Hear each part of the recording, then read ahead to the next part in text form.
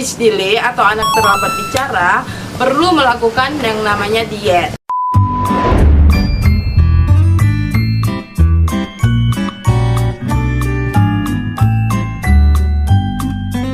Halo, assalamualaikum warahmatullahi wabarakatuh. Balik lagi di channelnya Mimi Oktri. Tentu saja channel yang membahas hal random yang ada di kehidupan. Nah, pada video kali ini nih kita nggak ada melakukan praktek lagi, mohon maaf ya. Soalnya nih cuaca lagi kurang bersahabat dan anak-anaknya lagi kurang sehat. Ngucapin makasih banyak buat teman-teman yang masih setia nontonin channel ini dan like juga share video ini. Jadi kita mau membahas dari banyaknya pertanyaan nih mengenai apakah anak speech delay atau anak terlambat bicara perlu melakukan yang namanya diet. Nah, oke. Untuk pembahasan pertama nih, saya ada sedikit materi dari Dr. Brakmandita MSc SPA. Di sini saya ingin menjelaskan bahwa saya adalah seorang ibu dari dua anak yang salah satunya didiagnosa speech delay. Jadi saya bukanlah ahli tenaga medis ataupun terapis, tetapi saya di sini berbicara berdasarkan pengalaman-pengalaman saya. Untuk bisa mengetahui apakah anak kita perlu melakukan diet atau tidak, kita kan setiap anak itu memiliki kebutuhan tubuh yang berbeda-beda.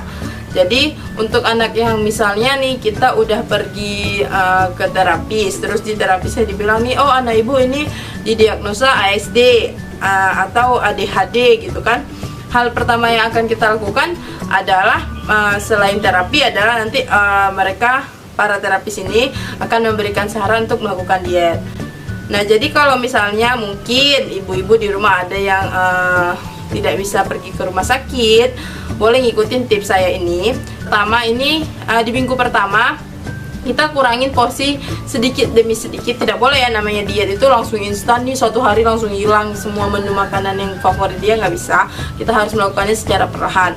Nah, misalnya itu di pagi hari kita nggak kasih lagi snack-snacknya manis-manis, terus kita nggak di siang atau sorenya mungkin kita kasih, nanti di hari berikutnya pagi siangnya nggak kita kasih, di hari berikutnya lagi pagi siang malam, seperti itu pelan-pelan.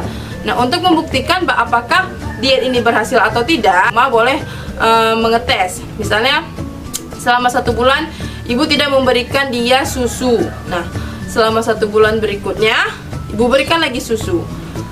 Ibu bisa melihat perilaku yang terjadi pada anak ibu di rumah, apakah dia mengalami peningkatan ataukah kembali lagi hiperaktif. Karena anak yang speech delay ini biasanya dia akan mendapatkan biasanya anak speech delay ini dia akan menjadi tantrum atau emosional yang tidak bisa tertahankan ketika dia ingin menyampaikan sesuatu, tetapi kita orang tua tidak mampu memahami apa yang dia inginkan. Disitulah terbentuk sikap-sikap yang menurut sebagian orang mungkin sangat mengganggu, tetapi kita adalah ibu-ibu hebat dan terpilih sehingga kita tidak perlu khawatir.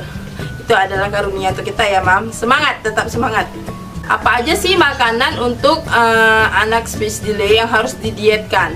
Ya, dari catatan kemarin dia harus menghindari gluten dan kasein. Apa aja sih gluten itu? Misalnya seperti gula, kemudian tepung terigu, susu sapi, roti, mie. Nah, itu makanan-makanan yang pantang dihindari oleh anak saya. Kemudian kasein, protein tinggi ya. Juga makanan yang mengandung fenol. Itu makanan yang mengandung fenol itu ada pada buah-buahan seperti apel, anggur, tomat.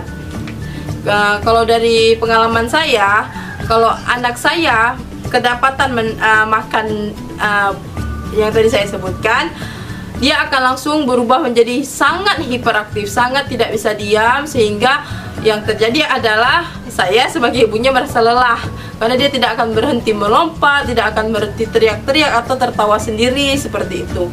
Jadi mungkin ibu-ibu di rumah bisa mencobanya seperti yang saya katakan tadi, mencoba mengurangi perlahan, kemudian membandingkan pada perilakunya, membandingkan perilaku anak yang selama 1 bulan tidak diberikan dan bulan selanjutnya diberikan lagi, bagaimana perilakunya. Memang sih awal-awalnya diet ini memang sangat melelahkan, sangat kasihan gitu lihat anak, tapi ya namanya demi keberhasilan anak kita supaya bisa bicara lancar, ya kita lakukan aja ya Mam. Seperti itu aja pembahasan saya hari ini. Lebih dan kurang saya mohon maaf. Jika ada pertanyaan boleh dicantumkan di kolom komentar. Jangan lupa like, komen, dan subscribe-nya. Akhir kata, assalamualaikum warahmatullahi wabarakatuh.